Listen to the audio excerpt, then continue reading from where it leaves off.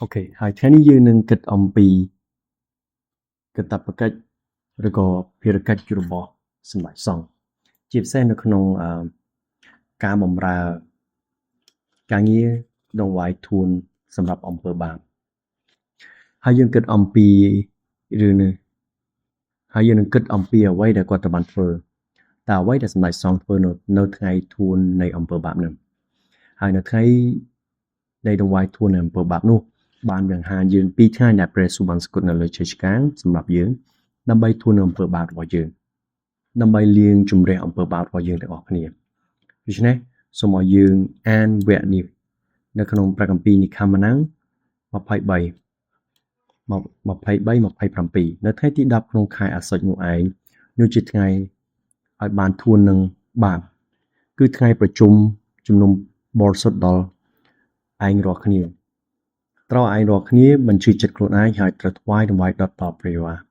នេះជាព្រះបន្ទូលរបស់ព្រះជាម្ចាស់អាមែនឥឡូវនេះមុននឹងយើងពិនិត្យមើលអ្វីដែលជាសម្ដេចសង្ឃធ្វើនៅថ្ងៃធួនអំពើបាបយើងត្រូវពិនិត្យមើលការយល់ដឹងរបស់យើងអំពីការណែនាំជាពិសេសរចនាសម្ព័ន្ធនៃព្រះពន្លានិងឬក៏ព្រះវិហារបរិសុទ្ធតើនេះជាទិសដៅខាងណាល្អណាស់បន្តមកនេះខាងជើងខាងត្បូងនិងខាងលិចសម្ដេចសង្ឃចូលទៅតាមបែបនេះហើយកាលណាគេនិយាយទៅកាន់ខាងជើងដំណាក់សម្រាប់ថ្វាយដង្វាយដុតនោះគាត់នឹងនៅទីនោះហើយទីបរិសុទ្ធនៅតំបន់នេះជាទីបរិសុទ្ធដែលជាទីបរិសុទ្ធអាសនៈនៃគ្រឿងក្រអូបហើយទីបរិសុទ្ធខាងក្នុងហឹបនៃសេចក្តីសញ្ញាដូច្នេះចូលយើងធ្វើតាមវគ្គគម្ពីរលេវីវិន័យដើម្បីជាមូលដ្ឋានក្នុងគម្ពីរលេវីវិន័យចំពុកទី26ហើយសេចក្តីខាងក្រោមនេះបង្រៀនយើងហើយនាំយើងមួយជំហានទៀតនៅក្នុងមួយជំហានអំពីអ្វីដែលសម្ដេចសង្ឃធ្វើនៅថ្ងៃនេះព្រះយេហូវ៉ាទ្រង់បានមានបន្ទូលនឹងម៉ូសេក្នុងការដែលកូនអេរ៉ុនទាំងពីរបានត្រូវស្លាប់ដោយព្រោះបានចូលទៅចំពោះទ្រង់មានព្រះបន្ទូលនឹងម៉ូសេថាចូលហាមដល់អេរ៉ុនបងឯងកុំឲ្យចូលរាល់ពេលមកក្នុងទីបរិសុទ្ធនៅក្នុងវាំងនននៅទីសណ្ដោះប្រោះដែលនៅលើហឹបនោះឡើយក្រែងលោត្រូវស្លាប់ត្បិតអញនឹងលេចមកនៅក្នុងពពកនៅលើទីសណ្ដោះប្រោះហើយនេះជាច្បាប់ដែលអេរ៉ុនចូលទៅក្នុងទីបរិសុទ្ធបានគឺដោយយកគោឈ្មោលស្ទៀវមួយមកសម្រាប់ជាដង្វាយលុបបាបនិងជាមឈ្មោលមួយសម្រាប់ដង្វាយដុតហើយគាត់ត្រូវការយកអ្វីគោនិងជាមឈ្មោលលេវីវិន័យ16:29ដល់34នេះជាច្បាប់សម្រាប់ឯងរាល់គ្នានៅអកលជានិច្ចគឺនៅថ្ងៃទី10ខែអាសុចនោះត្រូវឲ្យឯងរាល់គ្នាបញ្ឈឺចិត្តខ្លួនមិនត្រូវធ្វើការអ្វីឲ្យសោះទោះទាំងអ្នកស្រុកឬអ្នកប្រទេសក្រៅដែលនៅកណ្ដាលឯងរាល់គ្នាផងដូច្នេះមិនបានធ្វើការនោះទេវាដូចជាថ្ងៃសាបាតដែលមានន័យថាជាថ្ងៃនៃព្រះអង្គម្ចាស់ត្រូវតែផ្ដោតទៅលើព្រះអង្គម្ចាស់តែប៉ុណ្ណោះនៅពេលយើងគិតអំពីដំណើរការទាំងមូលនៃដង្វាយធួននេះយើងមិនត្រឹមតែនិយាយអំពីថ្ងៃនៃការឆ្កាងប៉ុណ្ណោះទេប៉ុន្តែសូមឲ្យយើងគិតអំពីរាល់ការថ្វាយបង្គំដែលយើងលើកថ្វាយដល់ព្រះអង្គហើយសូមឲ្យយើងរៀនពីរបៀបថ្វាយបង្គំព្រះអង្គយ៉ាងត្រឹមត្រូវដើម្បីឲ្យការថ្វាយបង្គំនេះអាចទទួលបានចំពោះព្រះអង្គដូច្នេះនៅក្នុងខទី30ត្បិតនៅថ្ងៃនោះឯងនឹងបានធ្វើឲ្យធួននឹងឯងរាល់គ្នាដើម្បីនឹងងាយចេញជាស្អាតនោះឯងរាល់គ្នានឹងបានស្អាតពីអំពើបាបទាំងប្រមាណនៅចំពោះព្រះយេហូវ៉ាអាមែនវាគឺជាថ្ងៃឈប់សម្រាកដ៏ឧឡារិកសម្រាប់អ្នកដើម្បីឲ្យអ្នកបន្ទាបខ្លួនវាជាលក្ខខណ្ឌអចិន្ត្រៃយ៍ខ្ញុំបានចែករំលែកអំពីគំនិតនៃការសម្រាកវាមិនមែនជាការសម្រាកបែបខ្ជិលលើសាឡុងទេវាជាថ្ងៃមួយដែលយើងមិនផ្ដោតទៅលើការងាររបស់ខ្លួនប៉ុន្តែយើងមកផ្ដោតទៅលើកិច្ចការរបស់ព្រះអង្គយើងផ្ដោតទៅលើការពិតដែលថាព្រះអង្គទ្រង់គឺជាស្ដេចរបស់យើងខទី32ឯអ្នកណាដែលគេចាក់ប្រេងតាំងឡើងជាសង្ឃជំនួសឪពុកខ្លួនសង្ឃនោះទៅធ្វើឲ្យធួននឹងអំពើបាបហើយត្រូវស្លៀកពាក់បំពាក់ឃ្លោតទេស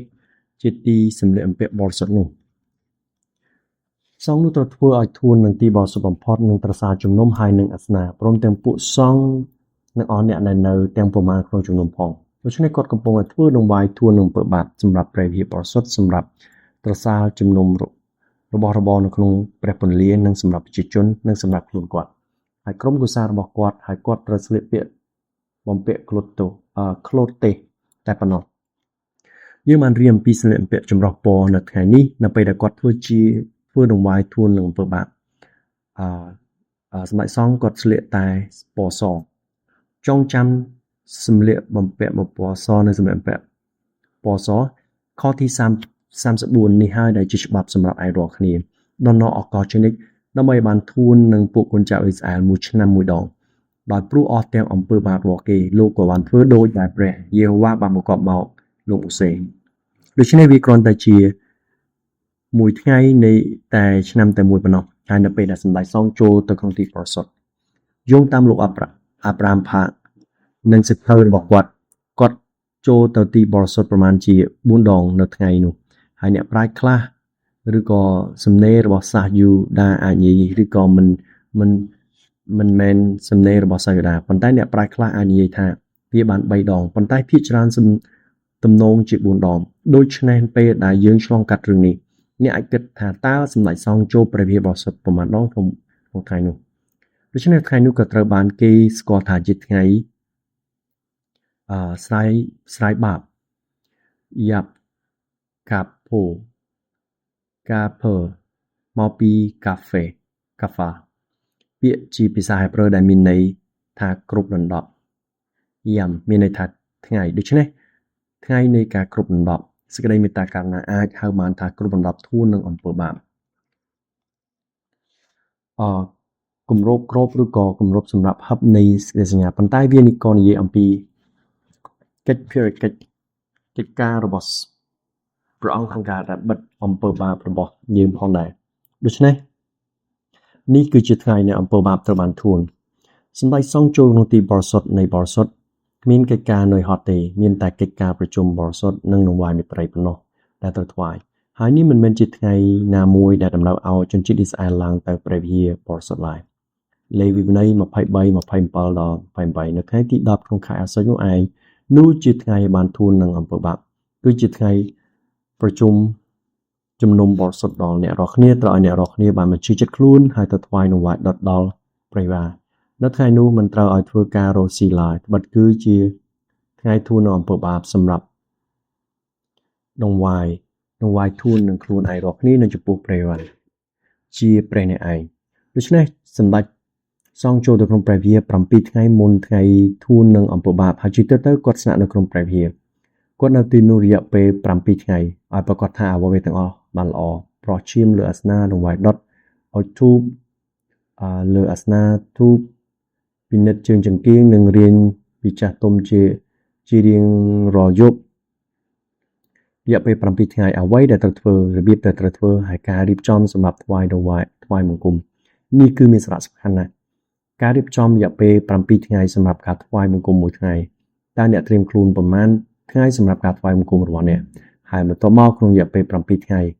មួយក្នុងចំណោម7ថ្ងៃសម្ដេចសង្ឃតែងតាំងសម្ដេចសង្ឃបណ្ដោះអាសន្នក្នុងករណីមានអ្វីមួយកាត់ឡើងចំពោះសម្ដេចសង្ឃនេះនៅថ្ងៃនេះឬនៅថ្ងៃនោះឧបមាថាសម្ដេចសង្ឃប្រសិនបើគាត់កាំងបេះដូងនៅមួយថ្ងៃមុនថ្ងៃថ្វាយបង្គំគាត់មិនអាចធ្វើកិច្ចការថ្វាយធួននឹងបាបបានទេនោះហើយជាព្រឹត្តិការណ៍ដ៏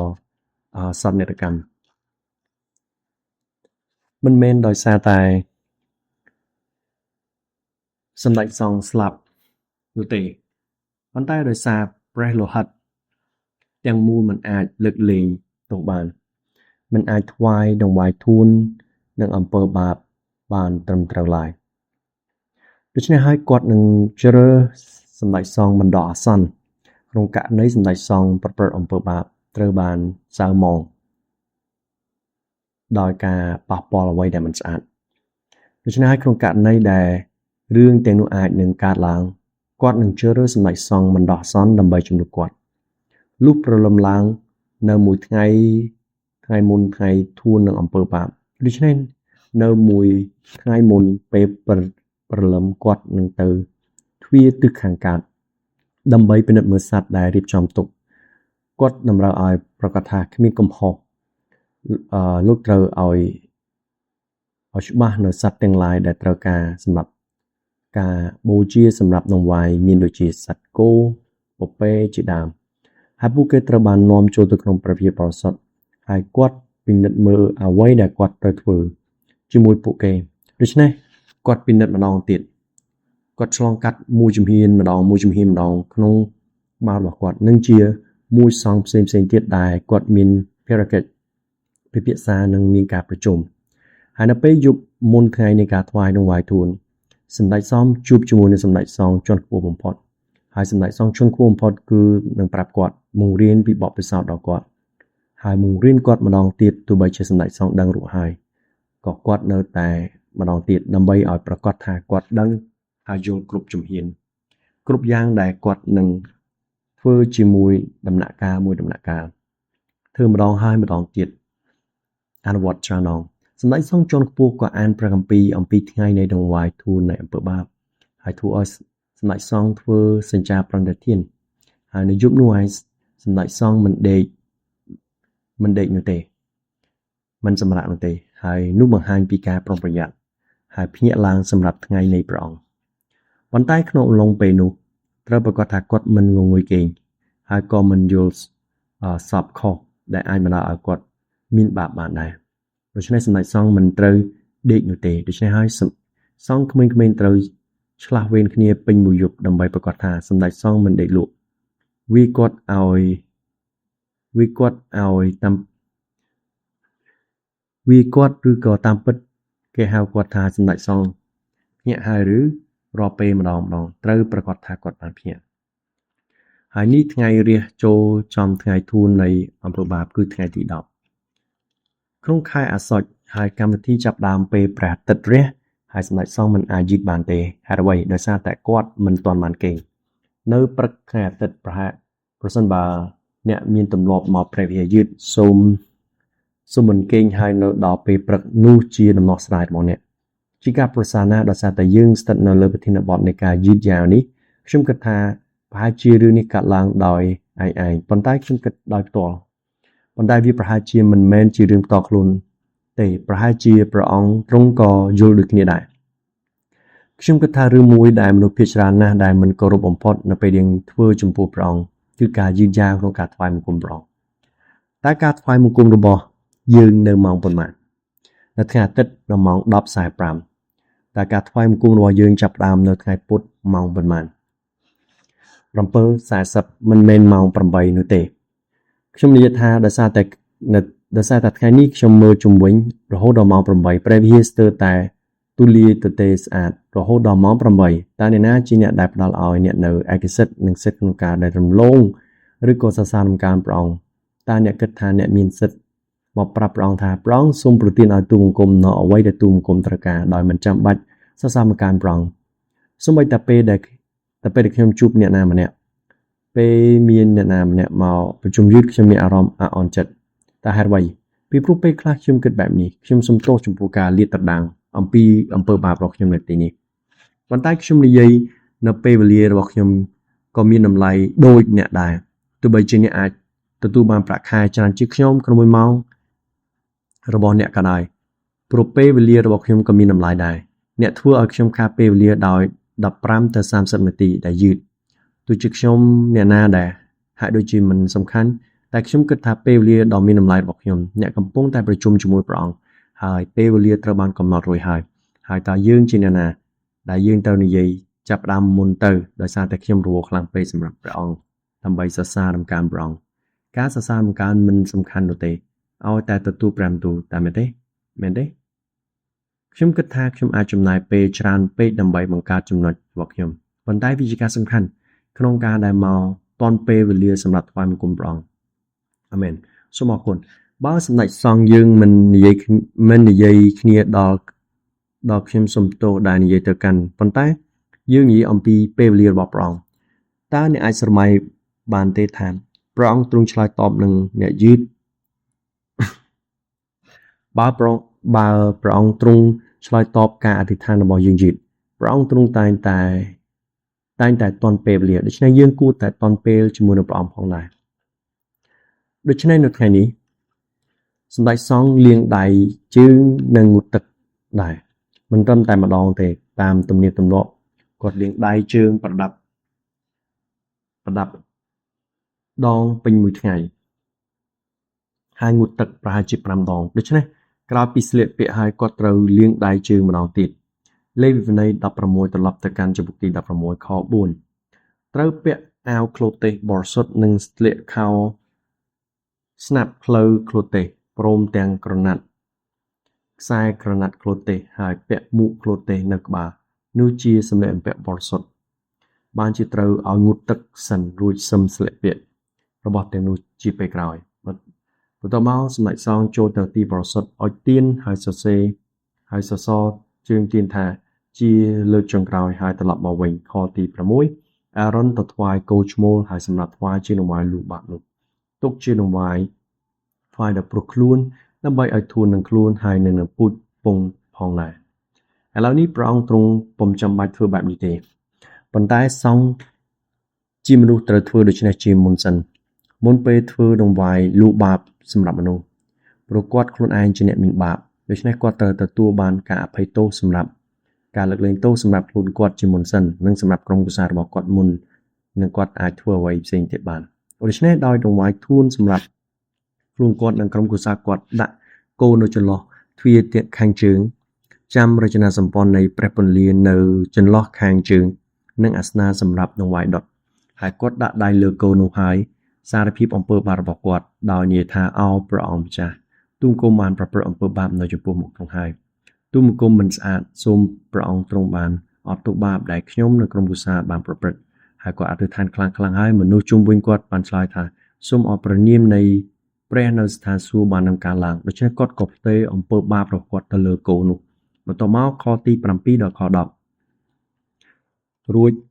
ត្រូវយកពពែឈ្មោលទាំងពីរនោះទៅដាក់នៅចំពោះព្រះយេហូវ៉ាត្រង់មាត់ទ្វារត្រសាជំនុំហើយចាប់ឆ្នោតពពែទាំងពីរនោះមួយសម្រាប់ព្រះយេហូវ៉ាមួយសម្រាប់បំពងបងទៅអារ៉ុនត្រូវយកពពែដែលបានចាប់ឆ្នោតត្រូវសម្រាប់ព្រះយេហូវ៉ាមកថ្វាយទុកជាដង្វាយលូបាក់តែពពែដែលបានជាប់ឆ្នោតសម្រាប់បំពងបងនោះត្រូវយកមកដាក់ទាំងរស់នៅចំពោះព្រះយេហូវ៉ាដើម្បីឲ្យបាបធួននឹងបាបរួចចាត់ឲ្យគេនាំយកទៅលេងទីរហោសានដូច្នេះគាត់បានចាប់ឆ្នោត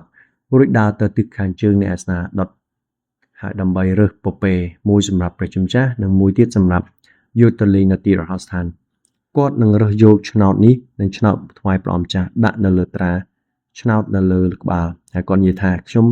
ឲ្យមួយនេះជាដង្វាយធួនបាបរបស់ព្រះអង្គ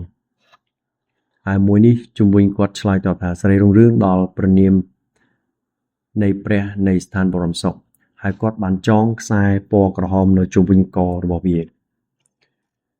ខទី10ត្រូវឲ្យអារ៉ុននាំគោឈ្មោលនៃដង្វាយលូបាបដែលសម្រាប់ខ្លួនមកឲ្យធួននឹងខ្លួនហើយពូជពងដែលរួចសម្រាប់គោនោះថ្វាយដោយព្រោះបាបខ្លួន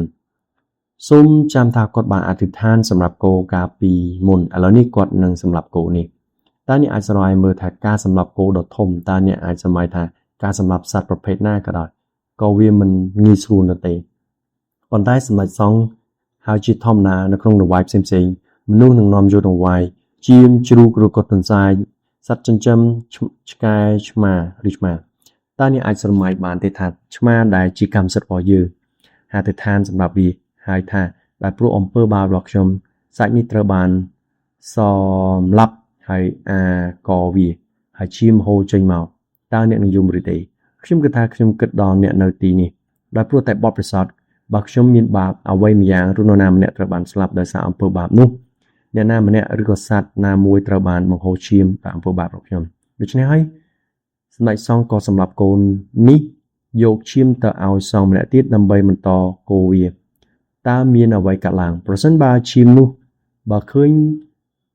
ឈប់គោវានោះឈាមនឹងកកដូច្នេះត្រូវតែគោវាបន្តទៀតដើម្បីរក្សាវានៅរាវត្រូវយកជើងពៀនដាក់ពេញដោយរងើកភ្លើងពីលើអាសនៈនៅចំពោះព្រះយេហូវ៉ាហើយយកគ្រឿងក្រអូបដែលបុកយ៉ាងម៉ត់ចំនួន2ក្តាប់នាំចូលទៅក្នុងវាំងននដូច្នេះបន្ទាប់ពីសម្លាប់គោនោះគាត់ត្រូវប្រមូលឈាមដើម្បីឲ្យទៅសង់ហើយសង់បន្តគោវាទន្ទឹមទៅនឹងនោះគាត់ក៏បានយកជើងពៀនពេញទៅដោយរងើកភ្លើងពីលើអាសនៈហើយយកគ្រឿងក្រអូបនោះ នេះពីរក្តាប់លើដៃហើយនោះគឺជារងើកភ្លើងនេះជាជើងជើងពៀនហើយនៅទីនេះគាត់ទទួលបានគ្រឿងក្រអូបពីរក្តាប់ហើយគាត់យករងើកភ្លើងនិងគ្រឿងក្រអូបទៅកាន់ទីបរិសុទ្ធនិងចូលទៅក្នុងទីបរិសុទ្ធទាំងអស់បរិសុទ្ធនេះជាសងដើរនៅចន្លោះវាំងននវាំងននគឺបែបនេះដូច្នេះគាត់ត្រូវដើរចូលទៅជុំវិញហើយនេះជាលើកទី1ហើយដែលសម្ដេចសង្ឃចូលនៅទីបរិសុទ្ធអស់ដែលអស់បរិសុទ្ធបំផុតគាត់ធ្វើនៅទីនេះគាត់ដាក់គ្រឿងក្រអូបនៅចំពោះព្រះភ័ក្ត្រព្រះអង្គម្ចាស់នៅចំពោះព្រះភ័ក្ត្ររបស់ព្រះអង្គម្ចាស់នៅក្នុងហឹបនៃសេចក្តីសញ្ញារួចរយចុះនៅលើភ្លើងចំពោះព្រះវ៉ាដើម្បីឲ្យផ្សាយនៃគ្រឿងក្រអូបនោះហើយឡើងទៅបាំងនៅទីសណ្ដោះប្រោះដែលនៅលើហឹបនៃសេចក្តីសញ្ញាស្ដីមន្តលក្រែងលោត្រូវស្លាប់ដូច្នេះនៅលើភ្នំស៊ីណាយនៅពេលដែលលោកម៉ូសេបានជួបជាមួយព្រះអង្គនោះគឺជាកំពូលភ្នំស៊ីណាយត្រូវបានគ្រប់លំដាប់ដោយពពកនោះតំណាងឲ្យវត្តមានរបស់ព្រះអង្គនៅទីនេះព្រះជាម្ចាស់ក៏ធ្វើដូចគ្នាដែរប៉ុន្តែព្រះអង្គទ្រង់កំពុងបង្កើតដោយប្រាប់ពួកសង្ឃឲ្យធ្វើពពកនេះដោយភ្លើងនិងគ្រឿងក្រអូបនេះគាត់បានយកជើងពៀនដាក់លើរងើកភ្លើងហើយយកគ្រឿងក្រអូបមកដាក់ពីលើហើយធ្វើឲ្យមានផ្សែងហុយឡើងធ្វើឲ្យកន្លែងនោះគ្របដោយពពកខទី14ហើយត្រូវយកឈាមគោនោះទៅប្រោះដោយម្រាមដៃនៅលើប៉ែកខាងកើតនៃទិសសណ្ដោះប្រោះហើយនៅខាងមុខទីសណ្ដោះប្រោះក៏ត្រូវប្រោះឈាមដោយម្រាមដៃទាំង7ដងដែរដូច្នេះក្រោយពីអុជគ្រឿងក្រអូបហើយសម្ដេចសង្ឃក៏ចេញមកហើយចាំថាសង្ឃនោះគោឈាមគាត់យកឈាមពីសង្ឃនោះទៅជាលើកទី2នេះជាលើកទី2ហើយដែលគាត់បានចូលទៅប្រោះឈាមលើហឹបនៃសេចក្តីសញ្ញាឥឡូវនេះព្រះរបស់សុទ្ធពេញដោយគ្រឿងក្រអូបហើយព្រះអង្គទ្រង់មើលមិនឃើញអ្វីនៅក្នុងទេប៉ុន្តែព្រះអង្គទ្រង់បានដើរចូលទៅហើយព្រះអង្គទ្រង់ប្រោះឈាមដោយម្រាមដៃរបស់ទ្រង់នៅលើទីសណ្ដោះប្រោះនៅប៉ែកខាងកើតនិងនៅពីមុខវា7ដងខទី15និង16រួចអេរ៉ុនត្រូវសម្លាប់ពពែឈ្មោលដែលដង្វាយលូកបាបដែលថ្វាយសម្រាប់ពួកជនហើយយកឈាមនាំចូលទៅក្នុងវាំងននទាំងប្រោះឈាមពពែនោះដោយដែលបានប្រោះឈាមគោឈ្មោលដែរគឺត្រូវប្រោះឈាមនៅទីសណ្ដោះប្រោះហើយនៅមុខដែរដូច្នេះនឹងបានធ្វើដោយឲ្យធូននឹងទីបរិសុទ្ធដោយព្រោះសេចក្តីស្មោកគ្រោករបស់គុណចៅអ៊ីស្រាអែលទាំងអស់ទាំងសេចក្តីរំលោភរបស់គេគឺអស់ទាំងបាបដែលគេបានប្រព្រឹត្តទាំងប្រមាណទៅធ្វើដូច្នេះឲ្យបានធូននឹងប្រសាជំនុំដែលនៅជាមួយនឹងគេនៅកណ្ដាលអស់ទាំងសេចក្តីស្មោកគ្រោករបស់គេដូច្នេះព្រះអង្គទ្រង់បានប្រោះលួចឈាមដោយម្រាមដៃរបស់ទ្រង់នៅពេញទីបរិសុទ្ធតើអ្នកអាចសម័យបានទេថានៅទីបរិសុទ្ធរបស់ព្រះអង្គធុំក្លិនពេញដោយឈាមហើយមើលទៅរឿងគួរឲ្យរន្ធត់ដែលគ្របដណ្ដប់ដោយឈាមនោះមានសារៈសំខាន់ណាស់តើចាំបានទេលេវីវីន័យ 17:11 ដែលថានៅក្នុងឈាមគឺមានជីវិតដោយសារតែនៅក្នុងការបង្ហូរឈាមរបស់ព្រះយេស៊ូវគ្រីស្ទត្រូវបានឆ្លងកាត់នោះដោយសារតែអំពើបាបរបស់យើងហើយទ្រង់បានមានបន្ទូលទៅកាន់គម្ពីរសញ្ញាចាស់ថានេះគឺជាលើកទី3ដែលគាត់បានចូលទៅប្រោះឈាមគ្រប់ទីកន្លែងសម្រាប់ភាពមិនបរិសុទ្ធនៅលើអំពើបាបហើយលើកនេះជាឈាមរបស់ពពែគាត់យកចូលហើយចូលមកបោកប្រោះក្នុងទីបរិសុទ្ធហើយក្នុងទីបរិសុទ្ធអស់ទាំងបរិសុទ្ធព្រោះអ្វីក៏ដោយព្រោះត្រូវប៉ះអ្វីទាំងអស់នៅទីនោះព្រោះបើអាសនាមិនបរិសុទ្ធនោះគ្រប់ការដែលថ្វាយនឹងមិនបានផលពេញមួយឆ្នាំព្រះរហូតរបស់ព្រះអង្គត្រូវបានប៉ះគ្រប់យ៉ាងព្រះរហូតរបស់ព្រះអង្គត្រូវបានប៉ះគ្រប់ផ្នែកនៃជីវិតរបស់ខ្ញុំអ្វីគ្រប់យ៉ាងដែលខ្ញុំមាន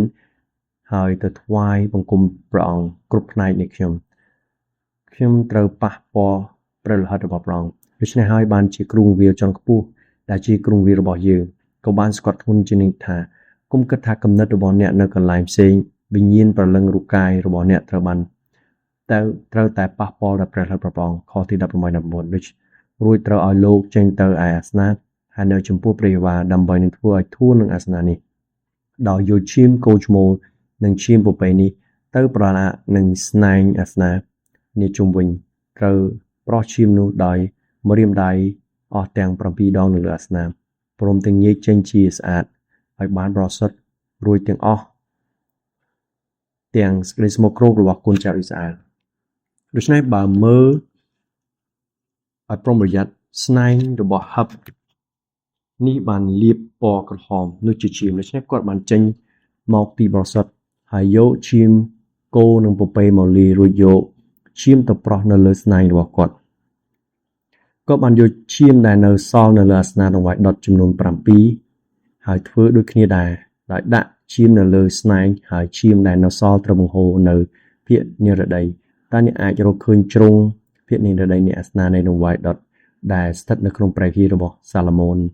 ពីព្រះវិហាររបស់សាឡូមោននៅទីនោះខ្ញុំគិតថាការបង្ហូរឈាមត្រូវបានភ្ជាប់ទៅនឹងដង្វាយដូច្នេះវាបានជាក្រោយពេលថ្វាយដង្វាយដុតឈាមដែលនៅសេសសល់ទាំងអស់ត្រូវបានបង្ហូរចុះទៅតាមនេះហើយជ្រលងភ្នំគីដ្រូនដែលជ្រលងភ្នំគីដ្រូនខ្លះដូចជាពណ៌ក្រហមខ20និងខ21កាលអេរ៉ុនបានធ្វើឲ្យធួននឹងទីបរិសុទ្ធព្រមទាំងត្រសាជំនុំនិងអាសនៈរួចហើយនោះត្រូវនាំពពែមួយដែលនៅសល់នោះមកសូមចាំថាមានពពែ2ក្បាលមួយត្រូវបានសម្លាប់ដើម្បីយកឈាមហើយមួយទៀតដែលនៅរស់យើងមិនស្ថិតនៅក្នុងស្ថានភាពរបស់គាត់នោះទេយើងឃើញនរណាម្នាក់ត្រូវសម្លាប់ឥឡូវនេះដល់វេនយើងប៉ុន្តែមួយនេះគឺថ្វាយជាជីវិតតើវាដំណើរការបានដោយបែបណារួចអារ៉ុនដាក់ដៃលើទាំងពីរនៅលើក្បាលពពែនោះឬលន់ទួលអស់ទាំងសេចក្តីទុច្ចរិតនិងអស់ទាំងសេចក្តីរំលងរបស់ពួកកូនចៅអ៊ីស្រាអែលនៅលើពពែនោះហើយគឺអំពីអំពើបាបរបស់គេទាំងអស់ត្រូវដាក់នៅលើអស់ទាំងលើក្បាលពពែនោះរួចប្រគល់ដល់មនុស្សម្នាក់ដែលប្រុងជាស្រេចដើម្បីដឹកវាទៅឯទីរហស្ថានខ្ញុំតែងតែឆ្ងល់ថាហេតុដូចម្បានជាពពែ2ប៉ុន្តែខ្ញុំគិតថាខ្ញុំសូមអធិស្ឋានដែលត្រឡប់ទៅប្រព័ន្ធចក្រសោប្រទេសខាងប្រៃរបស់យើងភាពបរិសុទ្ធនៃព្រះធ្វើឲ្យប្រកាសថានៅក្នុងគ្រប់ទិដ្ឋភាពនៃអំពើបាបរបស់យើងត្រូវបានគ្រប់លំដាប់សម្ដេចសង្ឃអធិដ្ឋានលើពពែនេះហើយពពែអាហ្សាហ្សែលនេះជាពពែស្តុកបាបហើយអំពើបាបទាំងអស់របស់អ៊ីស្រាអែលហើយបន្ទាប់មកខទី22ចែងថាហើយពពែនេះត្រូវទុកអស់ទាំងសេចក្តីទុច្ចរិតរបស់គេលើខ្លួនពេញទៅដោយទីតំបន់សូនឈឹងរួចអ្នកនោះត្រូវតែលេងវានៅទីរហោស្ថាននោះអ្នកអាចសម័យបានទេក្នុងការដែលធ្វើពពែមួយនេះទទួលបន្ទុកលើអំពើរបស់ទាំងអស់របស់ជនជាតិអ៊ីស្រាអែលមនុស្សទាំងអស់វាត្រូវធូនប៉ុណ្ណាហើយនេះជាការប៉ុណ្ណាដែលបង្ហាញអំពីព្រះយេស៊ូវគ្រីស្ទហើយអ្នកនឹងលេងពពែនៅទីរហោស្ថាននៅពេលដែលគេដើរនៅទីរហោស្ថានតើនឹងមានអ្វីកើតឡើងបើអ្នកលេងពពែនៅទីរហោស្ថានតើវានៅរស់បានយូរប៉ុណ្ណាសត្វព្រៃនឹងស៊ីសាច់វានៅទីរហោស្ថានប៉ុន្តែបន្ទាប់ពីពួកគេបានតាំងលំនៅក្នុងស្រុកកាណានក្នុងស្រុកអ៊ីស្រាអែលហើយឥឡូវនេះអ្នករាល់គ្នាមិនអាចដោះលែងវានៅទីរហោស្ថានបានឡើយវាអាចត្រឡប់មករកផ្ទះរបស់វាវិញដូច្នេះមានសង្ឃមួយរូបដែលត្រូវចាប់តាំងឲ្យដឹកនាំយកពពែនោះចេញមនុស្សម្នាស្រែកទៅកាន់ពពែអាហ្សាហ្សែលថាចូលទៅយកអំពើបាបរបស់ខ្ញុំនាំវាទៅវាលហោស្ថានកុំឲ្យវានៅទីនេះទៀតអីដូច្នេះគេដាក់អំពើបាបទាំងអស់របស់ខ្លួននៅលើពពែនោះហើយប្រាប់វាឲ្យចេញទៅឆ្ងាយជាមួយនឹងអំពើបាបរបស់ខ្ញុំហើយកុំត្រឡប់មកវិញអីហើយបើយើងលេងវាហើយវាត្រឡប់មកវិញតើវាមានន័យយ៉ាងណាអំពើបាបរបស់អ្នកបានវិលមករកអ្នកវិញហើយបើពួកគេធ្វើអ្វីពួកគេត្រូវតែធ្វើឲ្យប្រកាសថាពពែមិនត្រឡប់មកវិញខទី23និង24រួចអារ៉ុនត្រូវចូលទៅក្នុងទរសាជំនុំវិញដោះសម្លៀកបំពាក់ខ្លួនទេឯងដែលបានស្លៀកពាក់ក្នុងការដែលចូលក្នុងទីបរិសុទ្ធនោះចេញទុកនៅទីនោះដូច្នេះចូលនឹងចាំពីសម្លៀកបំពាក់ពណ៌គាត់នឹងដោះវាចេញឥឡូវនេះរួចយកត្រូវហើយរួចមកត្រូវងូតទឹកនៅត្រង់កន្លែងបរិសុទ្ធហើយស្លៀកពាក់ឡើងវិញចេញមកថ្វាយដង្វាយដុតរបស់ខ្លួននិងដង្វាយដុតរបស់ពួកជនដើម្បីឲ្យបានធូនបាបខ្លួននិងបានពួកជនផងគាត់ដោះខោអាវរបស់គាត់ដែលគាត់បានស្លៀកពាក់ចេញហើយគាត់បានផ្លាស់ប្ដូរបន្ទាប់ពីយកពពែពេញដោយអំពើបាបចេញដូច្នេះអំពើបាបទាំងអស់ត្រូវបានបិទបាំងដូច្នេះគាត់បានដោះសម្លៀកបំពាក់ចេញតើគាត់ធ្វើអ្វីជាមួយនឹងសម្លៀកបំពាក់នេះពួកគេត្រូវប្រមូលវាទុកហើយចាប់នោះនឹងមានពិធីបុណ្យភ្លើងគេដាក់ភ្លើងធំនៅជ្រុងទាំង4នៃព្រះវិហារហើយគេដុតភ្លើងហើយសម្លៀកបំពាក់ទាំងនោះជាសម្លៀកបំពាក់ដែលប្រើអស់ហើយខ្លាយទៅជាចង្ក្រានសម្រាប់ភ្លើងទាំងនោះពួកវាទៅដុតជាមួយនឹងប្រេងអូលីវជាច្រើនហើយសម្លៀកបំពាក់ទាំងនោះត្រូវបានឆេះហើយដែលភ្លឺ ទាំងមូលសូមមើលការដុតអំពើបាបគឺជាប្រពៃពិធីបុណ្យនៃសេចក្តីអំណរហើយពួកគេបំភ្លឺហើយនោះជាពេលដែលព្រះយេស៊ូវនេះជាអំឡុងពេលដែលព្រះយេស៊ូវគឺយូហាន7:8 និង 9ដែលមានប្រពៃពិធីបុណ្យនៅពន្លឺនេះហើយខណៈដែលពួកគេកំពុងតែធ្វើហើយពួកគេកំពុងតែនាំស្ត្រីដែលជាប់នៅក្នុងអំពើផិតក្បត់នោះមកឲ្យព្រះយេស៊ូវហើយតើព្រះយេស៊ូវមានបន្ទូលអ្វីខ្លះព្រះអង្គទ្រង់បានដោះលែងនាងទ្រង់បានរំដោះនាងអំពើបាបពីអំពើបាបរបស់នាងតើមែនទេហើយតើមកតើព្រះអង្គទ្រង់មាន5ទូលបែបណាខ្ញុំជាពន្លឺនៃលោកីហើយតើមកចំពុកទី9ព្រះអង្គទ្រង់ដើរហើយឃើញបរមអ្នកខ្វាក់ហើយមុនពេលដែលព្រះអង្គទ្រង់បើកភ្នែកគេព្រះអង្គទ្រង់មាន5ទូលថាខ្ញុំជាពន្លឺនៃលោកីខណៈពេលដែលមានការប្រារព្ធពិធីពន្លឺទាំងមូលពេញមួយយប់គឺបំភ្លឺនោះហើយជាពន្លឺដែលគេបានបំភ្លឺមិនត្រឹមតែព្រះវិហារប៉ុណ្ណោះទេនៅគ្រប់ជ្រុងនៃក្រុងគេដាក់ភ្លើងបំភ្លឺក្រោយពីអំពើបាបត្រូវបានលាងចេញមានពន្លឺភ្លឺថ្លាគ្មានភាពងងឹតទៀតឡើយនោះហើយជាអត្ថន័យខទី25ឯខ្លាញ់នៃដង្វាយលួសបាបនោះត្រូវបានដុតនៅលើទីអាសនៈរួចឈាមបានយកពីពពែមុនសពរបស់វានៅលើទីនឹងរួចដូច្នេះបានយកខ្លាញ់នៃដង្វាយលួសបាបដើម្បីថ្វាយនៅលើអាសនៈឥឡូវនេះវាចាប់ដើមមានក្លិនល្អនោះហើយជារបៀបដែលពួកគេបានយកខ្លាញ់ចេញចំណែកឯអ្នកដែលដឹកពពែទៅបងនោះត្រូវបានបោកសម្លៀកពាក់ខ្លួនហើយងូតទឹកចេញទើបនឹងចូលមកក្នុងទីទសាលបានដូច្នេះអ្វីដែលគេធ្វើបើគាត់លេងពពែនៅទីរហោស្ថាននេះអាចនឹងវិលត្រឡប់វិញដូច្នេះគាត់ត្រូវតែធ្វើប្រកាសថាវាមិនត្រឡប់មកវិញទេដូច្នេះគាត់យកទៅច្រាំងថ្មហើយមើលវាហើយធ្វើឲ្យប្រកាសថាវារហែកជាដុំហើយនេះជាអ្វីដែលគេបានធ្វើជាមួយនឹងព្រះអង្គគេត្រូវបានប្រកាសថាវាស្លាប់ហើយត្រូវបំបែកជាបំណែកវាត្រូវចំណាយពេលសំបីតែដំណើរការមួយជំហានម្ដងចូលយកខ្សែក្រហមនៅលើថ្មហើយលើពពែស្នែងពពែរួចលើកវាឡើងចុះនៅធ្វើដូច្នេះដែរខទី27ឯគោឈ្មោលនៃដង្វាយលួសបាបនិងពពែឈ្មោលលួសបាបដែលបានយកឈាមចូលក្នុងទីបរិសុទ្ធឲ្យធួនឹងអំពើបាបនោះត្រូវលើកយកចេញទៅខាងក្រៅទីដំឡើងសរសើររួចត្រូវដុតទាំងស្នែងទាំងសាច់និងឈាមនិងលាមកទៅជាអ្នកណាដែលដុតសត្វទាំងពីរនោះក៏ត្រូវបោកសម្ភារខ្លួនហើយងូតទឹកចេញដែរទើបចូលក្នុងទីដំឡើងសរសើរបានក្នុងទីបរិសុទ្ធសង្ឃបានថ្វាយគ្រឿងក្រអូបអធិដ្ឋាននិងពិនិត្យជង្គៀងការដើរដំបូងគាត់ធ្វើបែបដូច្នេះហើយចុងក្រោយក៏ធ្វើបែបនោះមកដល់ពេលនេះតើសម្ដេចសង្ឃបានចូលទីបរិសុទ្ធបានប្រមាណដងតើអ្នកអាចតាមដានបានប្រមាណដងមកដល់ពេលនេះ3ដងហើយតើមែនទេលើកទី1ហើយយករងើកភ្លើងហើយបង្កើតផ្សែងហើយបង្កើតពពកលើកទី2យកឈាមរបស់គោលើកទី3យកឈាមរបស់ពពែលើកទី4វិញវានេះស្មានថាជនជាតិយូដាអ្នកប្រាជ្ញសាសយូដាថាសម្ដេចសង្ឃត្រូវទៅចូលក្នុងជាលើកទី4តើដើម្បីធ្វើអ្វីចំណាយពេលទីបន្តិចយើងជាសមាជិកសាសនាចក្រស៊ីយ៉ូនវាធ្វើបានយ៉ាងល្អដើម្បីសម្អាតអ្នកទុកប៉ែលនៅទីនោះអ្នកទុកអ្វីនៅទីនោះរួចរាល់ហើយអ្នកត្រូវតែយកអ្វីគ្រប់យ៉ាងមកវិញតើអ្នកនឹងចូលទៅដូចម៉េចសម្ដេចសង្ឃចូលទៅប្រមូលអ្វីទាំងអស់ជាលើកទី4សម្ដេចសង្ឃចេញពីទីបរិសុទ្ធមុននឹងគាត់បានបោកសម្លៀកពាក់វិញទើបគាត់បានស្លៀកពាក់បំពាក់របស់សម្ដេចសង្ឃហើយលាងដៃលាងជើងហើយដោះសម្លៀកពាក់របស់សម្ដេចសង្ឃចេញហើយពាក់សម្លៀកបំពាក់សង្ឃធម្មតាហើយក៏ត្រឡប់ទៅផ្ទះវិញសង្ឃក៏ធ្វើតាមគាត់ហើយមានវិធីជប់លៀងដ៏អស្ចារ្យដោយមានភាពរីករាយតែហេតុអ្វីព្រោះអំពើបាបទាំងអស់ត្រូវបានលាងចេញហើយគួរតែ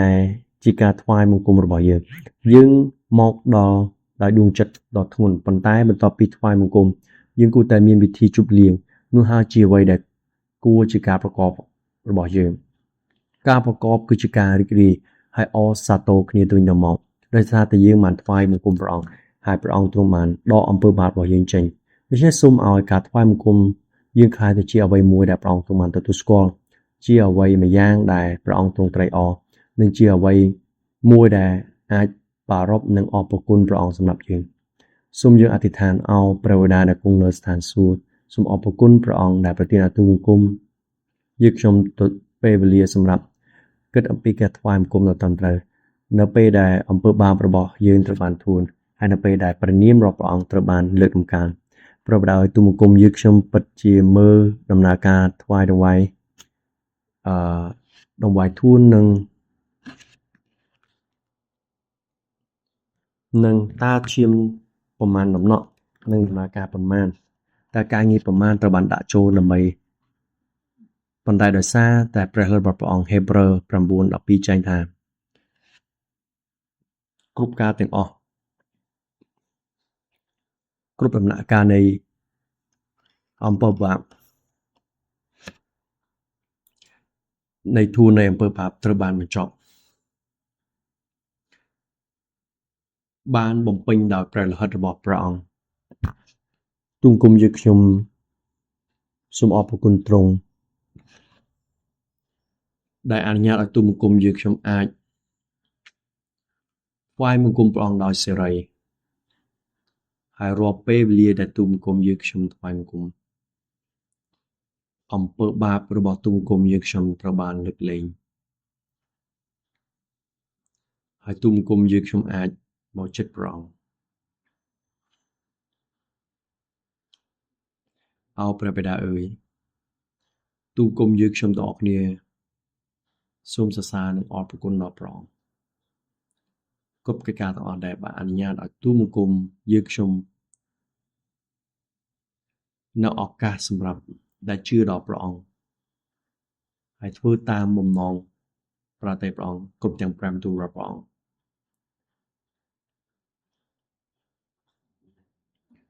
សូមព្រះអង្គទ្រង់ជួយទូលបង្គំឲ្យថ្វាយបង្គំព្រះអង្គដោយស្មោះអស់ពីចិត្តអស់ពីកម្លាំងកាយព្រលឹងអស់ពីគំនិតនិងសូម្បីតែរូបកាយទាំងមូល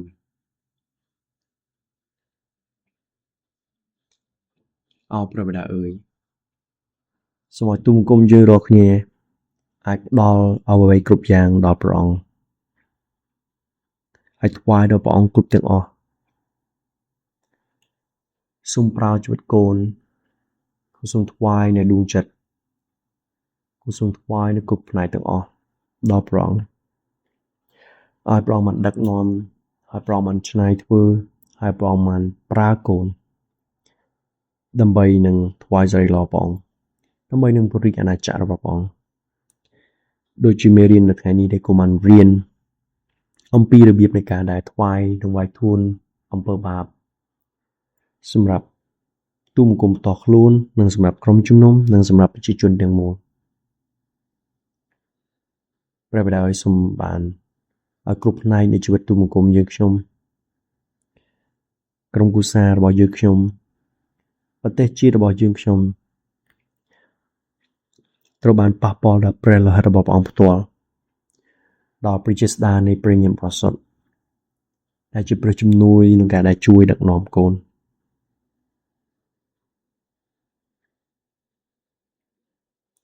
បិតាសូមឲ្យព្រះលិខិតរបស់ព្រះអង្គបានលាងអស់ទាំងភាពខ្ទេចខ្ទាំអំពើបាបដែលមានច្រើនដងហេតុមីអរព្រះអង្គម្ចាស់អើយសូមព្រះអង្គបានធ្វើការនេះហើយសូមឲ្យកូនបានថ្វាយសេរីល្អព្រះអង្គគ្រប់ទីកន្លែងឲ្យកូនជាទីបញ្ចេញប្រពរ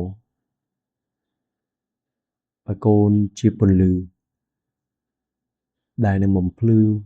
នៅគ្រប់ទីកន្លែងដែលកូនបានចេញដំណើរទៅនៅកន្លែងធ្វើការនៅកន្លែងទីផ្សារនៅកន្លែងប្រជុំនៅកន្លែងប្រទេសក្រៅ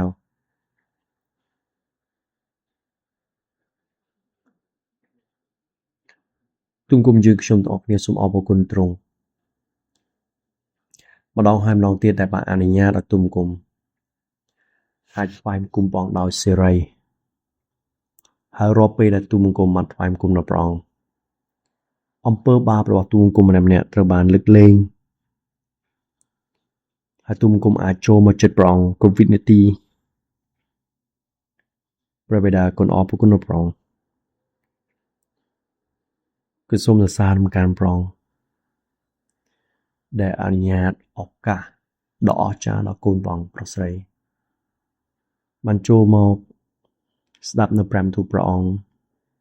ហើយដឹងពីរបៀបនៃការដែលចូលចំពោះព្រះអង្គរបៀបនៃការដែលលន់តួបាបអំពើបាបដែលពួកកូនប្រព្រឹត្តនោះបានលាងសម្អាតដោយសារព្រះលិខិតរបស់ព្រះអង្គអរព្រះនេះគឺស្រឡាញ់អរព្រះដល់ប្រោះលូសូមឆ្នៃជីវិតកូនរូបកាយកូន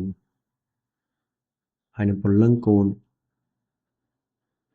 កាយអស់ទាំងអំពើបាបដែលមាននៅក្នុងជីវិតកូនហើយសូមឲ្យជីវិតកូនបានរីកចម្រើននៅក្នុងព្រះគុណរបស់ព្រះអង្គ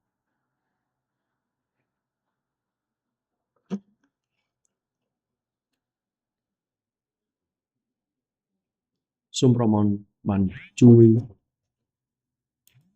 ដល់ទូលបង្គំឲ្យទូលបង្គំយើងខ្ញុំអាចឈរដ៏រឹងមាំនៅលើព្រះបន្ទូលដ៏ថ្មដារបស់ព្រះអង្គឲ្យទូលបង្គំអាចសរសើរកាន់ព្រះអង្គគ្រប់ទីកន្លែង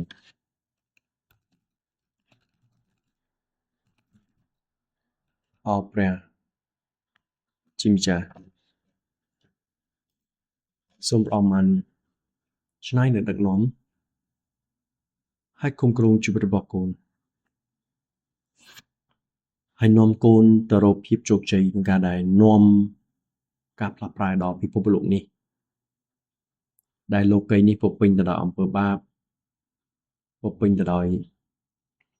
ភាពខ្ទេចខ្ទាំភាពបះបោរហើយព្រះអង្គនឹងឲ្យគូបានចូលទៅផ្សះផ្សាហើយនឹងធ្វើឲ្យរស់ឡើងវិញ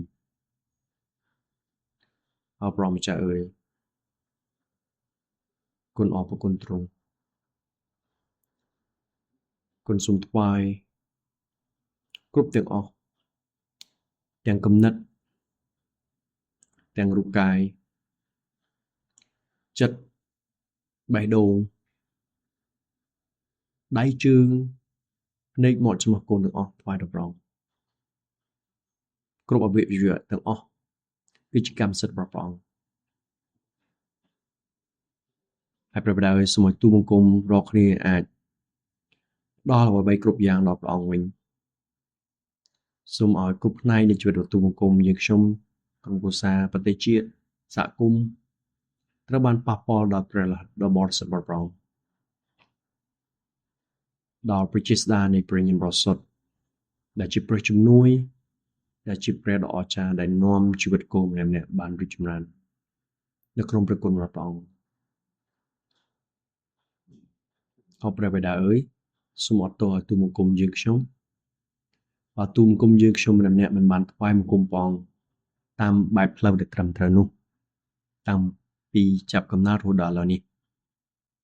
បើទូលបង្គំយើងខ្ញុំមិនគោរពព្រះអង្គនោះ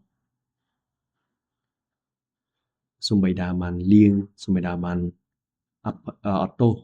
រាល់ទាំងអំពើនោះប្រយោជន៍ឲ្យកូនអាចដើរតាមផ្លូវដែលត្រឹមត្រូវអរព្រះបិតាអើយសូមអនុញ្ញាតឲ្យទូលបង្គំយើងខ្ញុំអាចថ្វាយបង្គំព្រះអង្គដល់ត្រឹមត្រូវទាំងវិញ្ញាណនិងទាំងខាងរូបកាយផងដែរទូលបង្គំយើងខ្ញុំទាំងអស់គ្នាទាំងប្រុសទាំងស្រីទាំងចាស់ទាំងក្មេងនៅទីនេះបានដឹងបានឮព្រះបន្ទូលព្រះអង្គ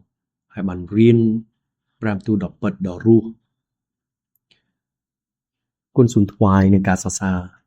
និងគ្រប់ទាំងអស់ដាច់ដល់ព្រះនាមព្រះអង្គគឺព្រះអង្គម្ចាស់ព្រះយេស៊ូវគ្រីស្ទអាមែនសូមព្រះបានប្រទានពរដល់យើងទាំងគ្នាអាមែន